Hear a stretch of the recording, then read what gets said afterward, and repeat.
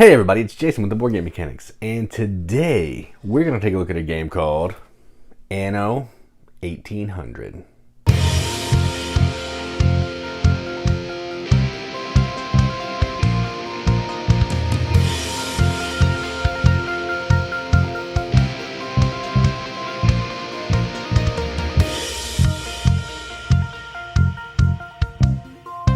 Anno 1800 is a game from designer Martin Wallace, published by Cosmos. Plays 2 to 4 players, ages 12 and up, in 120 minutes.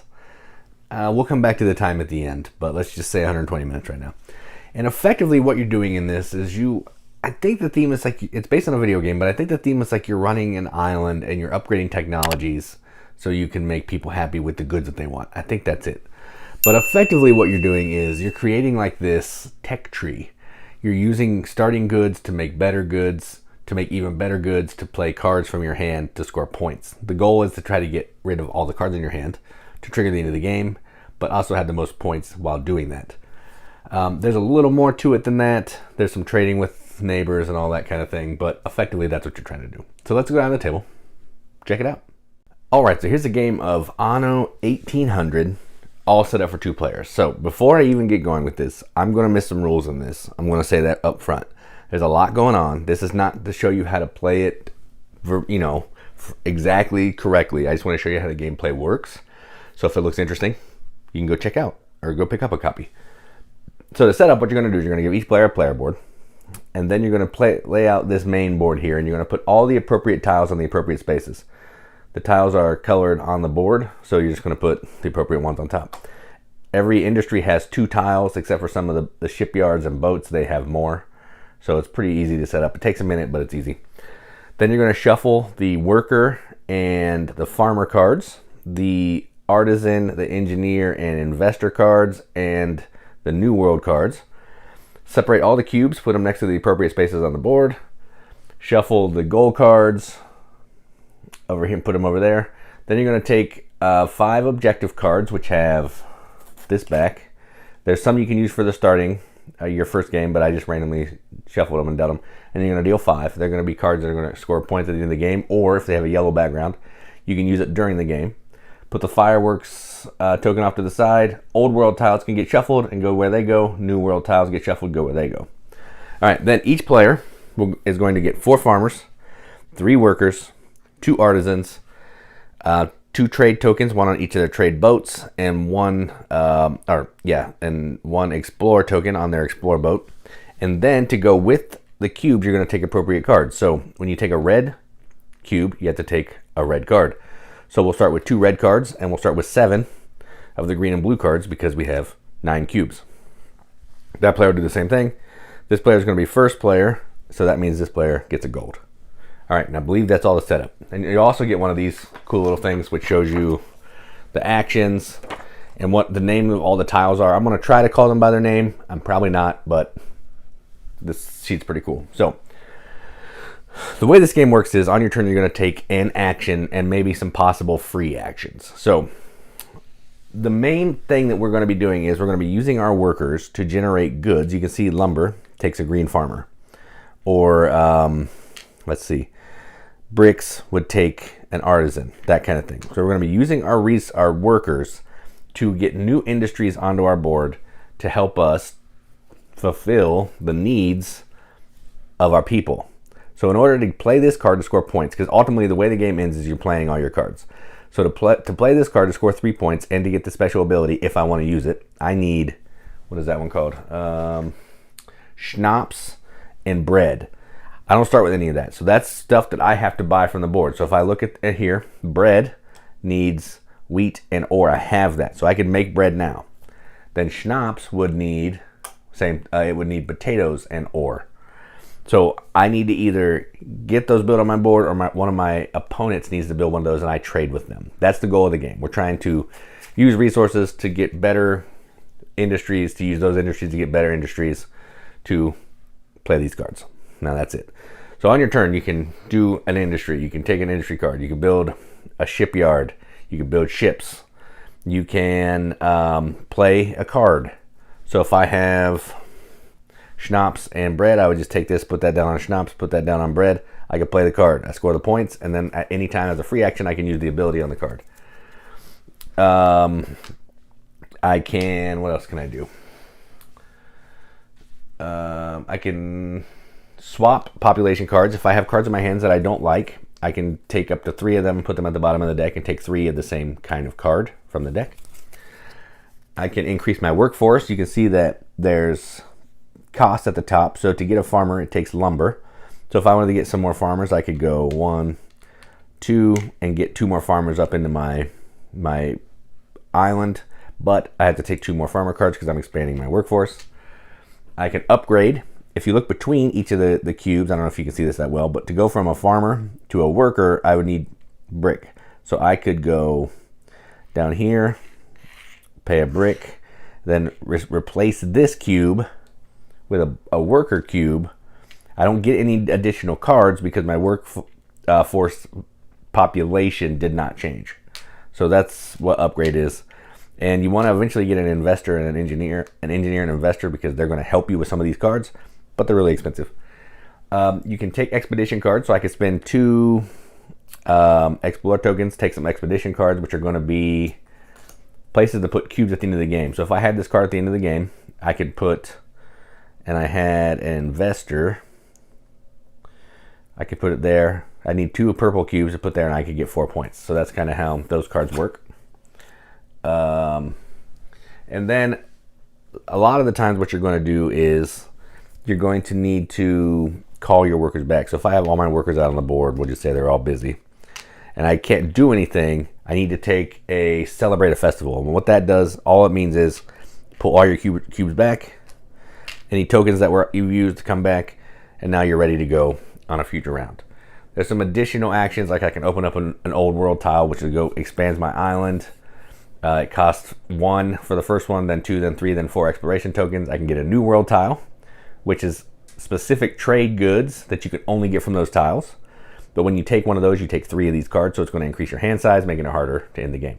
And you can also activate this on your turn if you want to as an action to get an additional action. So lots of actions. I'm not going to go into detail, but you'll see kind of how some of them work. So let's go ahead and get started. So this player's first, because they have the first player token, which is cool. It's double-sided, male or female captain, whatever you want. And let's see, what kind of stuff do I need to get here? I have a lot of soap and schnapps. So let's try to get soap into my thing. So what I want to do is I want to take the soap. So I take the soap. You don't really take it off the board, but I like to take it off so I can look at it. I need pig. So I use my farmer, get a pig. And I need ore. So I use my red artisan to get ore. Then what I do is I take this tile and I have a couple options. It can either go on the shoreline, can never go in the water, only boats can go in the water, or I can cover up a previously a printed industry, or I can discard an industry back to the board and put this in its place. But I'm going to put it right there. Now, a couple rules. Shipyards can only be built on the shoreline. Ships can only be built in the water, but industries can be built on the shoreline or on the land. So they're a little more flexible than both the other kinds. And that's my turn. I made soap, I used some workers, and I'm done. So now this player's turn. Let's see what cards they have. Sausage and bread. So they want to do...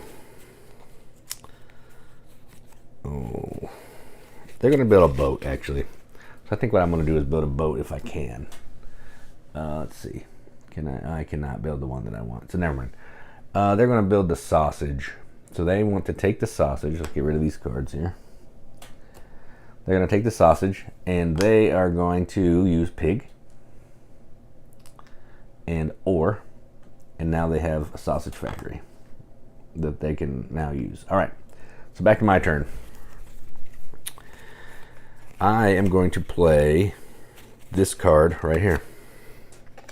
So what I have to do is I have to activate some soap and some ore.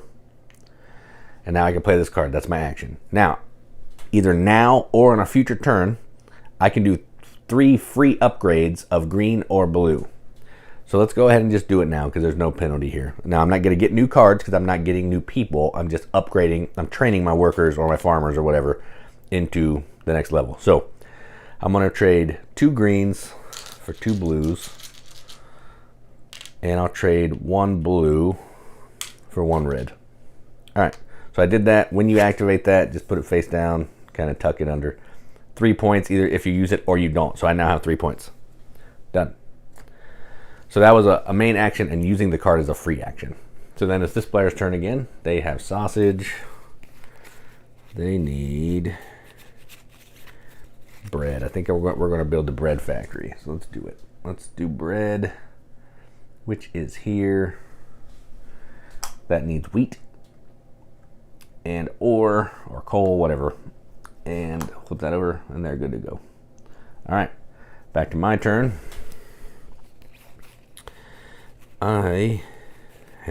They have bread now. That's exciting. Okay, I need bread, but I need some schnapps. So let's get some schnapps. Schnapps is here. I need potatoes. Oh, hang on. Okay, so I can't do that yet. So I can't do that because I need ore. My ore is full. So in order to get that back, I need to do a shift into action. And what that means is you pay money based on the value of the worker. So I need 3 gold to remove one of these back to the ready position so I can be used again. I don't have any gold, so I can't do that right now. So maybe I want to... Man, I need some gold real bad. Real bad. How do I get gold?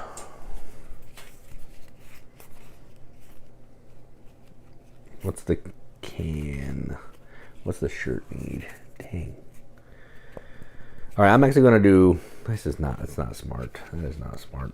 So I'm going to do an old world tile. So I'm going to spend an exploration. I'm going to take an old world tile. This doesn't come with any new people, but it's going to give you a bonus. It may have some kind of printed bonus. It may give you some cards. It may give you some cubes. But in this case, I have a shipyard of 1, which is cool. And it also gives me more spaces to put industry tiles. And that's my turn. Didn't give me any gold, but that's fine. This player's turn. They want to...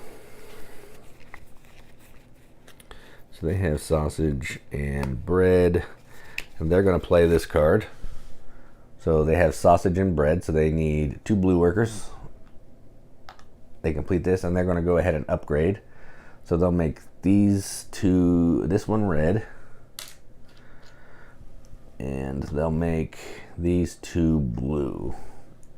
And where did I take those from? Let me make sure I keep those where they are. So when you upgrade, normally you have to stick to the color, but when you upgrade a cube that's already been used, it's okay if it breaks the color because, you know, you've already used them. And that's their turn. They activated the card. They'll tuck it under.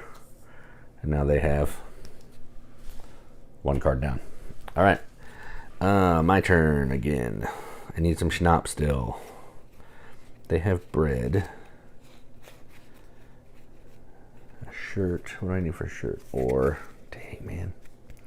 All right, I'm going to do a celebrate a festival. Kind of a rip, but I don't have any money. So I'm going to do bring all my people back, my tokens, and that's my turn. All right. This player's turn. They are going to, they have some stuff that they can do, I think. They have bread. And a can. They don't have a can.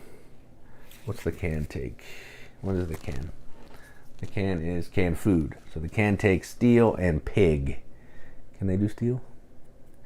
Nope, they cannot. Nope, they cannot. All right, so they're going to take one of these, a new world tile. So this costs 1 of these. They get 3 of these cards in their hand, which these cards are going to be worth 5 points. So it's not all bad. If you can complete them, they're worth 5. They all take 3, 2 goods and some kind of trade token though, which is interesting. And then they'll flip this. Now, every one of these tiles has cotton plus 2 of 5 other goods. So there's random. This was always cotton, but there's 2 different ones here. And then that'll just go over here. And now they can spend a trade token to get any of these tiles. And this player cannot use those by using a trade. And I'll get the trade hopefully at some point so we can see it. This player. All right. Let's see. So I'm going to make the shirt. The work shirt, I think is what it is. Work clothes. So I need to farm some, I don't know what that is. Thread, I think. And then I need ore. So we'll put some ore down there. Flip this over. I now have a work shirt ready to go. All right, this player's turn. They have, let's see, bread and a can. All right, they're going to play this card. Nope, they don't have a can. They're going to make canned meat. So what that needs from them is a pig and steel. Dang, they can't do that either, man. It's rough. All right, they're going to do a festival as well. They're going to bring all their people back.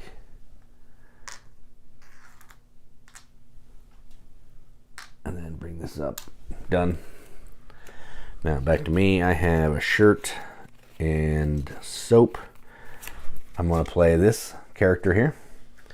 I need a shirt, work clothes, and some soap because I want to be clean. And play this character. And I'm going to play that for the gold. I need some gold. So I'm going to get me 4 gold. That's a 5. 4 gold because gold is important. And I need it. All right, so I scored that card. It's now worth, I mean, it was scored anyway, but now it's used up and I'm good to go. All right, so then this player, they want to make canned meat. So let's do it. Go ahead and do that. And you can't have more than one of the same type of industry on your board. So if I had canned meat, I couldn't take, that player couldn't take the other canned meat. So they're going to do some pig and some steel. Now they have canned meat. Done.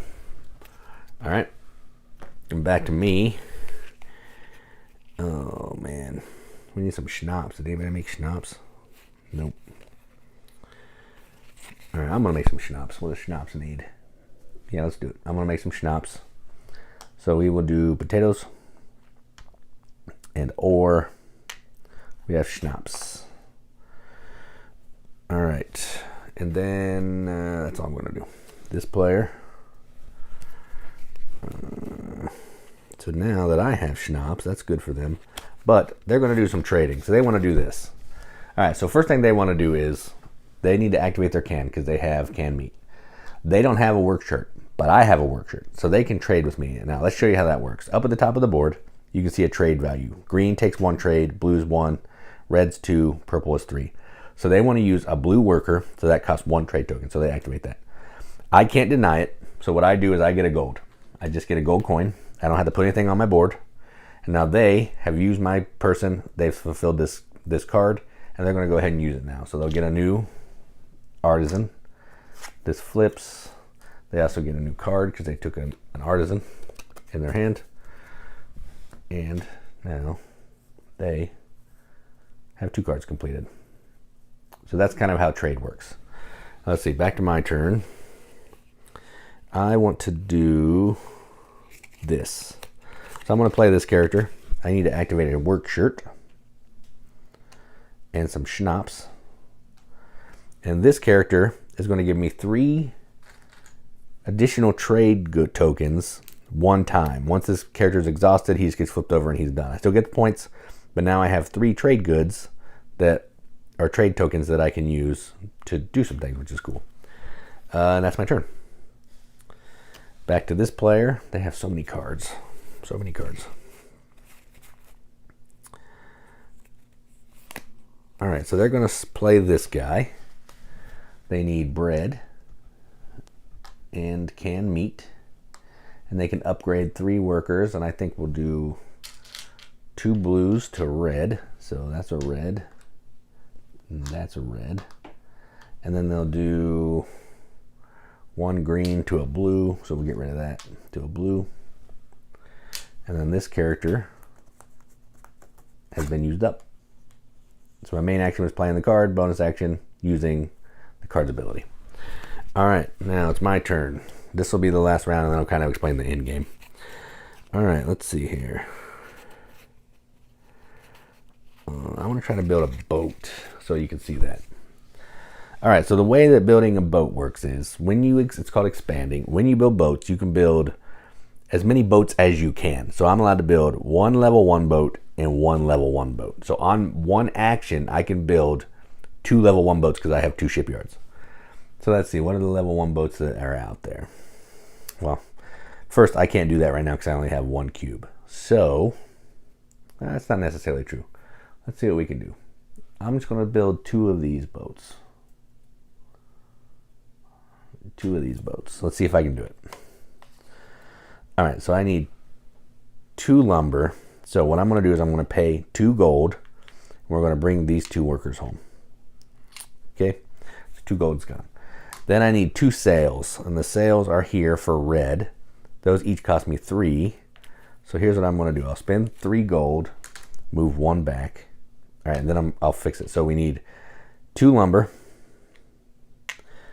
And 2 sails. Oh, I don't need it. Okay, good. I'm good. All right, so then I flip these over. These each come with a trade token. So now I have more trade that I can do because I have more tokens, which is good. And that's how you build boats. All right, then this player's turn. They are going to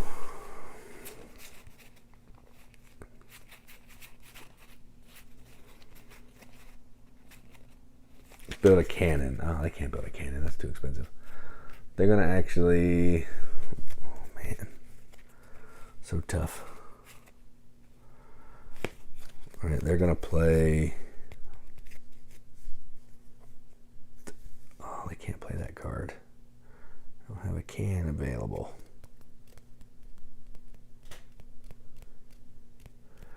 They're going to do a festival. They wanted to play this card with the sausage and the canned meat, but their canned meat is full up. So they're going to play a festival and just bring all their people back.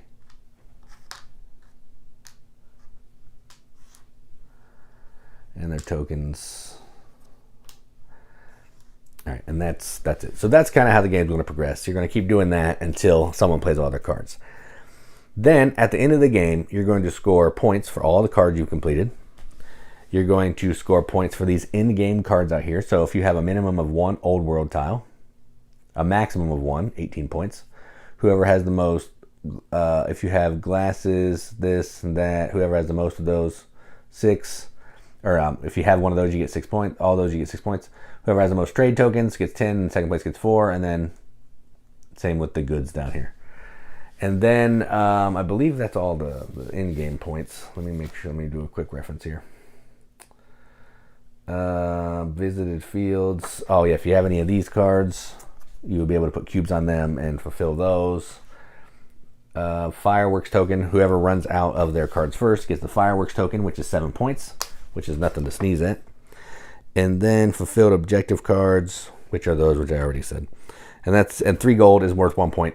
So if you don't spend your gold, it's worth some money. Then after all of that, whoever has the most points is the winner. And that's how you play Anno 1800. Let's go up the top, see what we think about it. All right, well, that was Anno 1800. So let's talk about the production first before we go into too much of this. So what you saw on the table is what this game is. This is a board with tons of tiles. I don't even know how many tiles there are. A lot of tiles. It kind of gets overwhelming. Feels a little Feast for Odin-esque with all the stuff that's going on. And you get a player board with more tiles printed on it. You get some cards and some cubes. That's effectively what the components are. The tiles are really nice quality. The cubes are just cubes. The cards are really nice. I like that they're double-sided, and you can see what workers they belong to. On the other side, it's the goal and the points and all that. The expedition cards are cool with the cubes that you need to score points into the game. I like all the production. The board is a puzzle piece, so you put it together and you don't fold it. You just piece it together. I like the production. It might look a little overwhelming on the table if you're not expecting it. If you don't know what to expect, it could seem like, whoa, there's like 100 tiles here. I'm out. But I like it, and the production's top notch. And I even like this box. I think this box cover, especially for a Martin Wallace game, looks really good. Honestly, the art for a Martin Wallace game looks really good. But yeah, I like all the production. No complaints there. Now let's talk about the gameplay.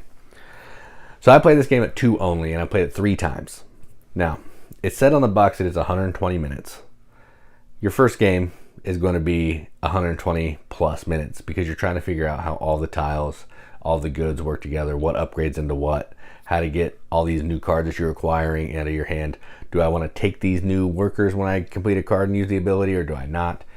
The first game is going to take a minute. But after every other game, you're going to kind of understand what's going on. So the time's going to come down significantly. I think my last 2-player game I played in about an hour and a half.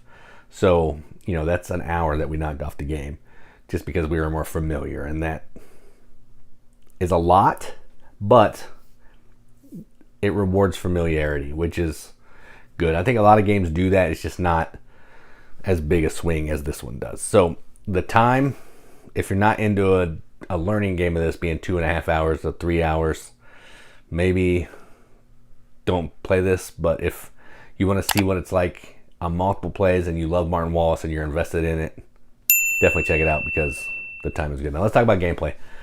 This game is effectively a tech tree. It's one big giant tech tree. And what that means is you're using a good, you're upgrading those goods into other goods to have more powerful technologies to play more powerful cards. So you start out kind of but by the end of the game you're like uber powerful and you can play whatever you want.